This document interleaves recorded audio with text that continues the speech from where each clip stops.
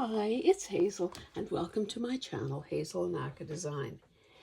If you recognize this back cover of a magazine, well, congratulations. That probably means that you've been lucky enough to own a copy or more of Cook's magazine. Now, I don't know if this, I guess I should have Googled whether or not this magazine is still in production. I don't know if it ever appeared or was available in Canada. This particular issue is from May, June of 2008. And it's one of three that I bought from my dear friend Carol at Crinkled Path. And of course, the big selling feature is this back page of illustrations. So in this particular case, it is edible weeds, or hey, chickweed. I could be rich, man. So what I wanted to do, I have done some fussy cutting, and I'll show you that in a minute. But I guess I just wanted to point out the benefits of this magazine. Took the liberty of, I must have cut whatever was off the cover. I fussy cut this a long time ago. But there are other features in here that I am pretty excited about salvaging. So, okay, maybe I should just make some room first. So I was just eyeing this up thinking, okay, do I want to fussy cut around all those teeny weeny leaves? And I kind of decided, let me pick a solid ruler, that what I could probably do is on my paper cutter, I could probably get 2 rows of 3 of the smaller images and maybe cut, and also get these 4 separate, and of course save the words. So I don't know. I'll ponder what to do there. Maybe in the, if you're a fussy cutter, maybe in the comments, tell me how you handle cast shadows. Do you cut around them or do you chop them off? I do both. I think, I don't know. I almost think it would be better without, but who knows? Anyway, that's a good question for you to answer. So I have I know one issue was about leaks. So I have that. And then this one must have been, I don't know what it was. I don't know. I do have, okay, see here, I kept the shadows intact. So there was, Specialty Pears was one of the back covers. Oh, and I of course saved the 2014. So that's quite a bit newer. I kind of, look, there's a little miniature version of the back cover. That's cute in itself. But I was probably saving that sort of table of contents almost. Edible weeds.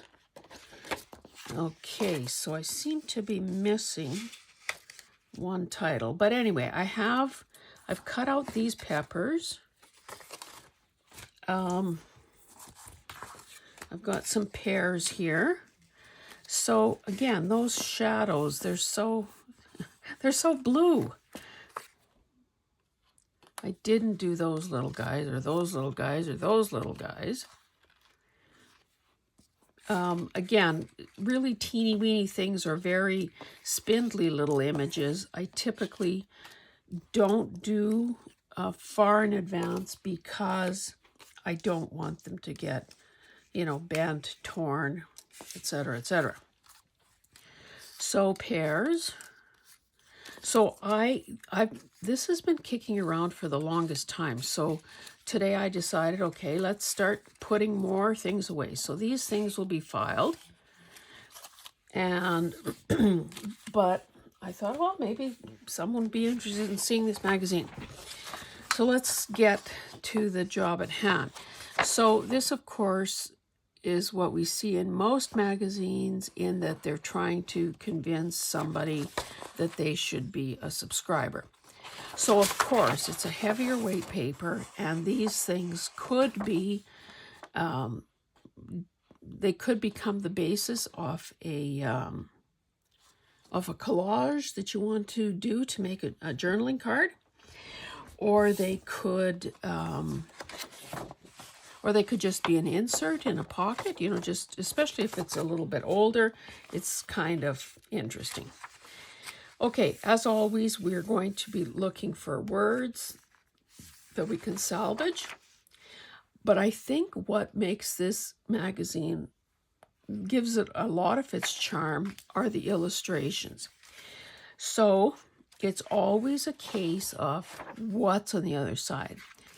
Before I had flipped the page a while ago, I thought, oh, great, cut this out, back it, and wouldn't that be an interesting thing to put in a cooking journal? Here are some little products that could be fussy cut quite easily. But then, of course, you flip the page and you see this. So it becomes, again, life is a series of choices. But because these are so concise and so contained and so well laid out, to me, it seems like the natural thing to do. I did take the liberty of removing the staples just to make things easier. Is to just, well, either back the whole page first, and then, well, you save one set of cuttings, one act of cutting around things.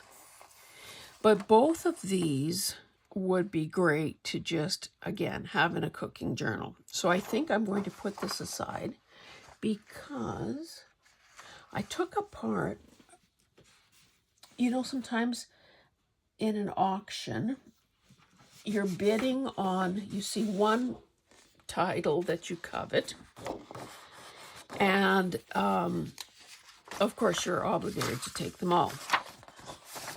So this was a book, a gigantic book with this beautiful paper, and it's got all these famous paintings, and you can see that they were just, in most cases, just one teeny little speck of adhesive to hold them in place. So I could easily glue this whole thing down. Maybe I'd even fit it this way. Sure I could. Glue it down, cut it out, and I'd have that beautiful paper for a backing. So that's probably what's going to happen. So as always, if I'm taking something out of a book or a magazine, I leave it face up, because that is an indication to me at some point down the road, because just because I take it apart today, I may not get back to this for weeks or even months, perhaps. So by doing it this way, I know that, okay, this was my preferred side. Okay, so let's keep going. Don't know that there's anything I'd salvage there. Oh, even more of these. Now, because they've got this big savings thing here and there's a bow, those teeny little images are not really usable, in my opinion. But like I said, if you're short of junk mail and don't have anything to make postcards out of, so again, nice big font there in the headings. I mean, in the story titles.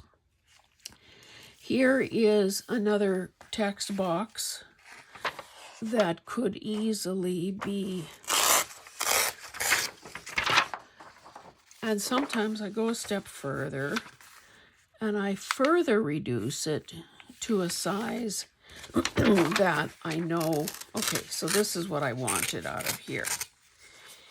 Now, whether or not you agree with that or do it yourself, I guess, you know, is obviously up to you. Sometimes I think oh, I'm so clever because I did that. And other times I think, oh, I wish I would have taken an extra ½ inch. So I don't know.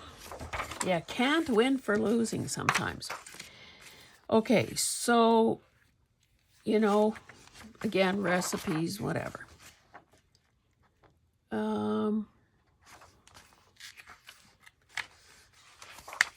Let's keep going. Here are some more products that could be cut out easily. Okay, now in this book, it seems that they do product testing quite a bit. Now that obviously is, you know, another thing that might be of interest in a cooking book, in a cookbook, but it's obviously dated and it's, you know, at a moment in time. So, but look at this. This is the centerfold. So it's Fish 101. So at this point, because it's a signature, I would leave it as is, because of course a person never knows what that project, what format it might take. If it's a traditional 9x6 book, then obviously this is too big. But maybe it's a tall skinny, and maybe a person, well, that's pushing it, maybe a person cheats a little bit by cutting off this border all around. That would save like an inch, you know, both sides, and a little more top and bottom. And then again, it could be folded in, or it could be folded out, because I guess maybe that makes a little more sense. And then maybe this could become a pocket on that size, and it becomes something that is still readable. I'm not losing anything, and in fact, it becomes a pocket. So, or the components could be used. You know, again, cut on the dotted line. Cut out the box there that has some additional information. So maybe I'll open this out this way as a reminder that that's how I wanted to use that. Oh, tahini. I have a jar of that right now in the house.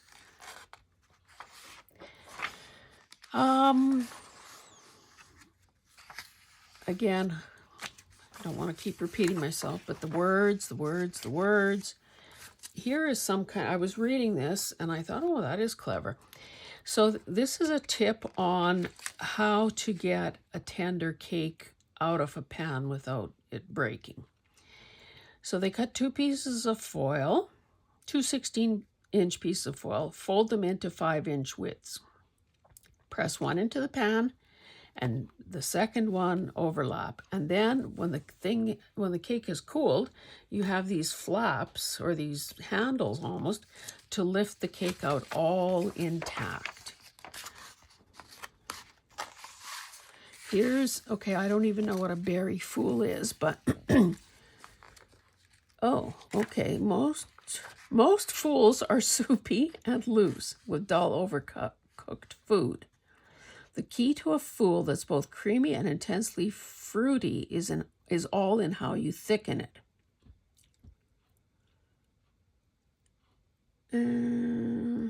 Okay, heretical as it may sound, apple pie was not always the quintessential American dessert. Centuries ago, fruit fool held that honor. Brought to America by British colonists in the 1700s, this dessert was made by folding pureed stewed fruit, traditionally gooseberries, into a sweet custard. This was important enough to show up in the recipes of Martha Washington. Blah, blah, blah, blah, blah, blah, blah. Some believe it comes from the French verb foler, to crush or pound. Others think the etymology points to the idea that as a dessert, this concoction was a bit of sweet foolishness. Well, I certainly didn't know this existed. However, I thought that this was very cute in that it was clear and concise. Those little whisks are so cute. I would cut that out. And there's really nothing so great on the other side. So let's do that right now. And again, have I really gotten, by the time I've gotten to the end of this magazine, am I really that much further ahead than I was when I started? I would argue that yes, I am. Simply because once you have ripped into something, and you've ripped the cover off, and you've taken the binding apart, you can no longer hoard it. And if hoarding is part of your downfall, then yes, we're ahead of the game. I won't be able to salvage that heading. So let's keep going here. Tasting vegetable broth. So again, it would be very easy, and in fact, that's what I would do here. I will fussy cut. Do I need to save? Let's save this first. Tasting a vegetable broth, because you know, vegetable and broth, those are important words. And then what I would do is just rip down this way, knowing that when I have a few seconds here or there, I can just cut out these little box shapes. And wouldn't they be rather cute? I can't believe probably a week or two has gone by when I haven't talked about a masterboard. But wouldn't these guys be cute, scattered? Not scattered, we do everything so mindfully around here. In a masterboard layout, that's what I'm trying to say. So right there, we've got 6, 10 little images that would, with other elements, look good in a masterboard. Or the other thing, because of their proportions, maybe a person puts one of these little guys, after they're cut out, on several pieces of ephemera that are created for a particular journal.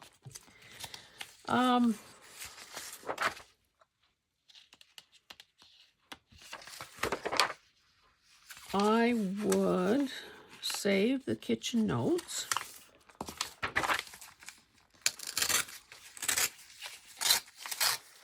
And this is how you end up with a shoebox full of sentiments, people.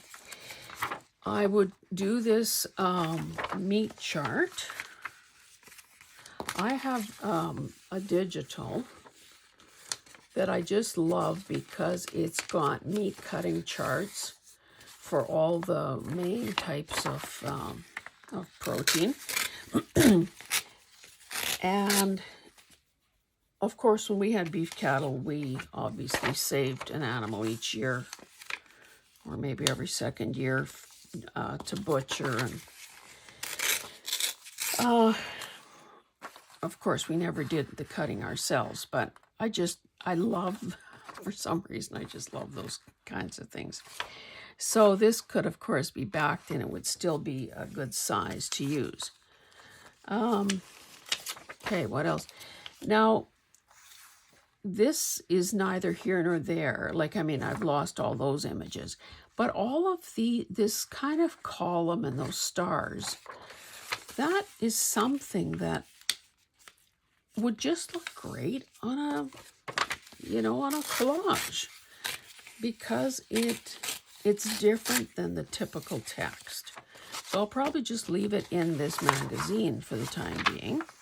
Okay, and what have we got here?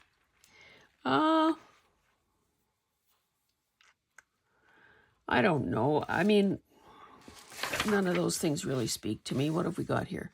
Removing chicken tenderloins.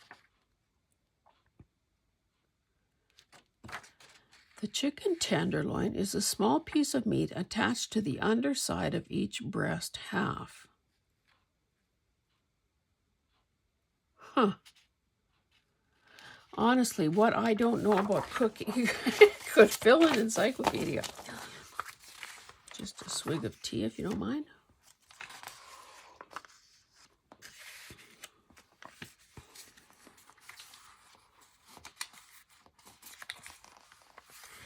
Another thing that I find kind of interesting, and maybe that's a common, they sort of show you the right and the wrong. Manicotti with spinach. Too wet, just right. Pastry filling. Pasty and dense, overly oozy.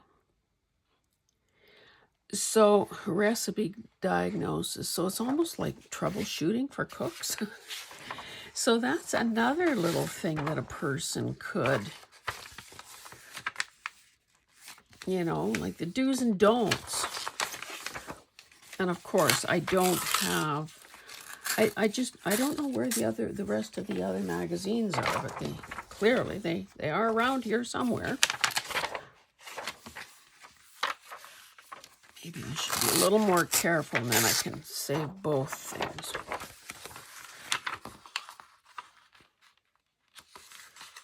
So, you know, maybe tell me in the comments whether or not you see any value in me doing videos like this. Because if this is something that is, you know, too simple, you've heard it 100 times before, you figured it out yourself, then by all means say so, because, hey, I certainly don't want to waste your time or mine doing things that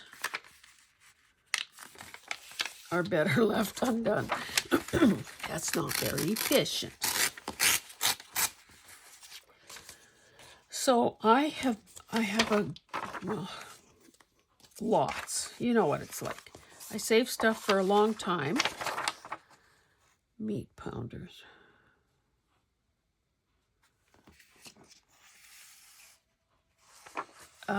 I save things for a long time, end up with too much material, and then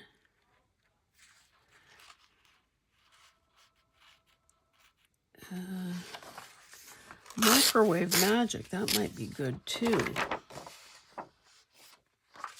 Yeah, there's a lot of troubleshooting in this magazine. Goodbye to gumminess. Anyway, I have so much stuff for a cooking journal. So, you know, it'll be another one of those perfecting oatmeal snack cake. Well, I don't know which side would be more useful, but we're saving both. Packed Mexican pulled pork.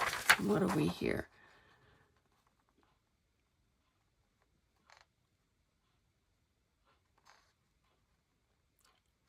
That looks like something I could stand to learn. I hope that whether you were the hostess with the mostest or were a guest somewhere, I hope that you had some really good food over the holiday season. I could even save the word pork. Bonus. Okay, what are we here?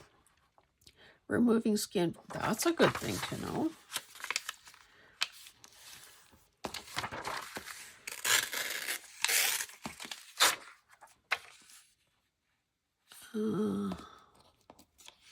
Don't cut the fat.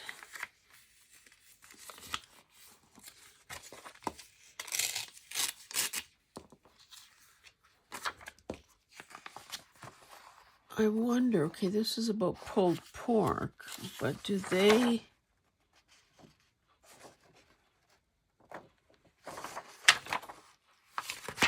I'll save that part. And, you know, because of all this cleaning and organizing I've been doing, and the fact that, contrary to popular belief, nobody is stopping to use paper anytime soon,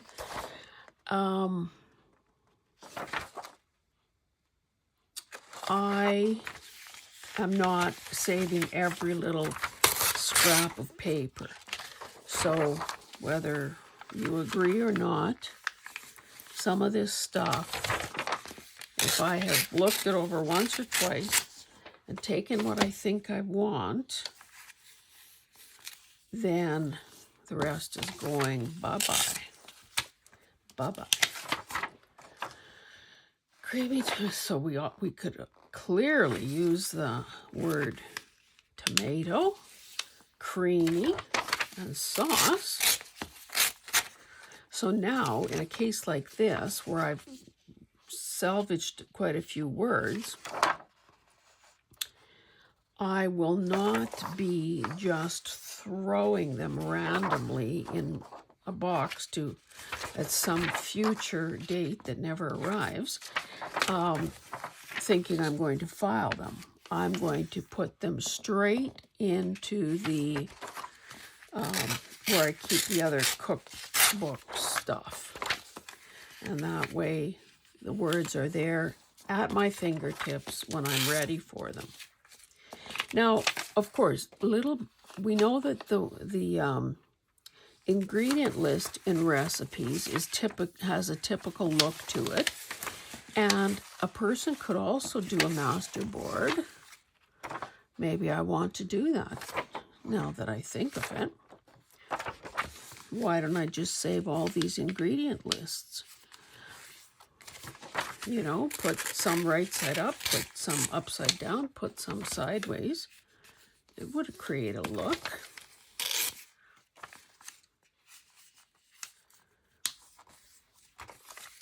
And of course, if a person, you know, mixed them from different cookbooks, then the font would be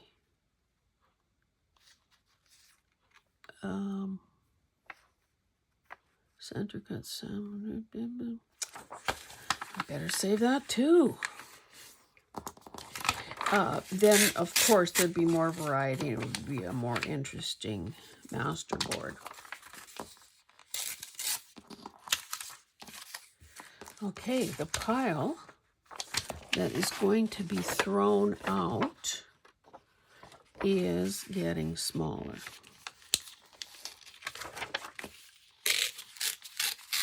And I think by this tearing, well, especially in the case of doing a master board, these pieces then are ready to go.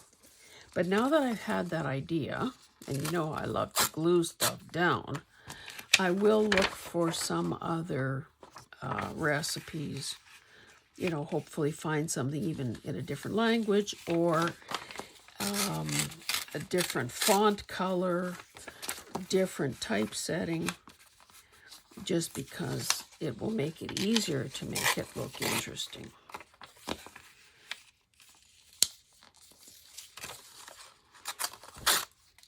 Okay, let's wind this thing up.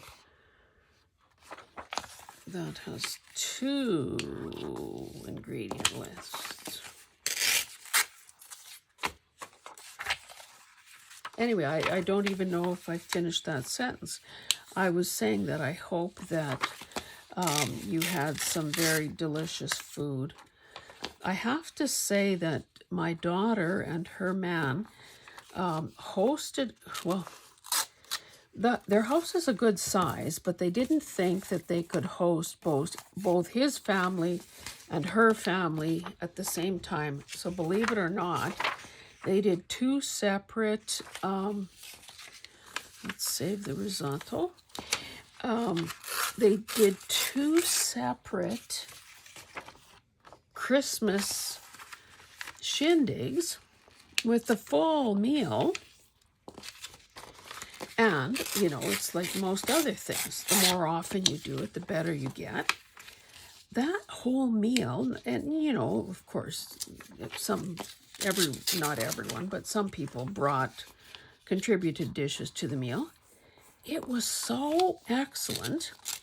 One thing we learned, though, is, you know, sometimes people say, well, what can I bring? What can I bring? What can I bring? Number one, it's always a good idea to accept the offer. Unless, of course, you know that they're terrible cooks, in which case, oh no, everything is fine. I got it under control. Don't worry. But if you say no too often, then people stop offering, and then you're going to be sorry. Anyway, so one of Hillary's cousins, my niece, offered to bring a dessert, and that's good.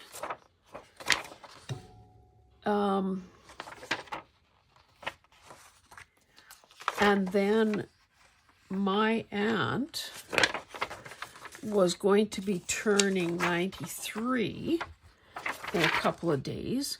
So we thought, well, why not let the dessert be partly, you know, a cake, and kill two birds with one stone. So I had said that I would provide the cake. No, I didn't bake it. No. Oh, you know what? When we were considering what kind of a cake to buy and bring, let me tell you the thing about cakes. You can go to some place like Costco and buy that Black Forest thing, you know, yay big, and then find out that you're left with about half of it because it's too big for the size of the group. Or, who doesn't love a Dairy Queen ice cream cake? Yeah. Anyway, I was at another place, and I looked at, so there were those, I don't know what they're called, but anyway, those cakes that are, so there was a tuxedo cake, tiramisu, and strawberry. So it's got layers, and you can slice it, and easy peasy. But anyway, around the corner, and I see that there are some cakes, you know, just need the greeting added, that are, you know, in the showcase. I look at the expiry date. Would you believe that I could have bought a cake a couple of weeks ago that wouldn't be with a best before date of November 2025? And we wonder why the population is getting sicker and sicker. And the additives? What additives? In this case, maybe the added ingredient was flour, and everything else is a standard ingredient these days. Anyway, shocking. Yeah, so kind of I was horrified by that. So this is basically what has been gleaned out of that. So, I mean, reduce the sheer volume of stuff quite a bit and taking it that much closer to being usable. And, well, I've told you what I'm going to do with some of these things. Back them and cut them out, fussy cut them, you know, I have this, but I'm probably going to, well, maybe I shouldn't. I was going to say I'll cut out the words that I really want. Vegetable, risotto.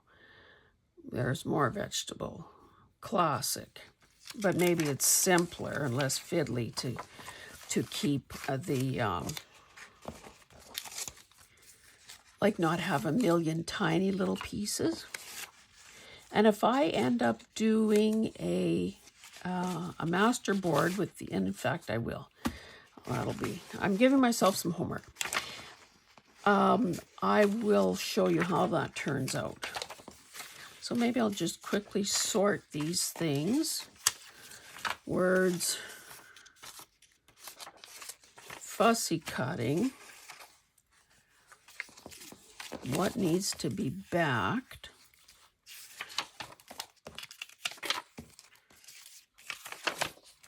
fussy cutting, backed.